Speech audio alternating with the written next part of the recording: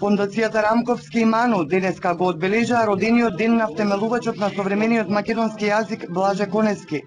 Делото на Конески ги оствари и ги продлабочи идеите за македонски литературен јазик и за македонска државност на неговиот претходник великан Крсте Петков Мисирков.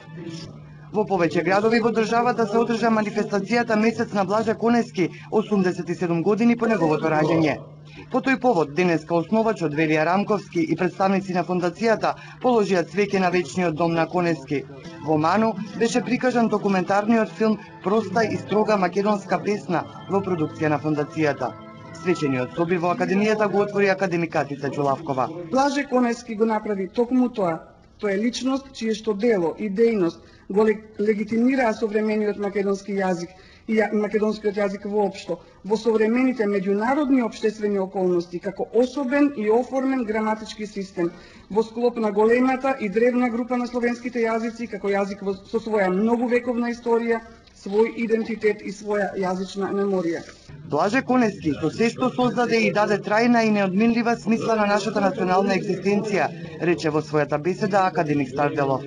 Лингвистичкото, литературно-историското и поетското дело на Блаже Конески е засновано во нашата културна историја како најтемелен и најтраен духовен постамент на новата македонска епоха во 20 век.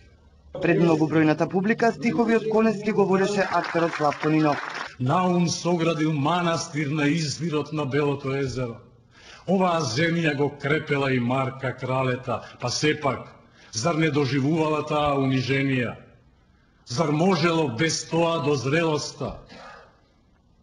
Сето е предвидено. Ние си одиме. Земјата останува. Собир посветен на делото на големиот Конески ќе се одржи утре во неговото родно Небрегово.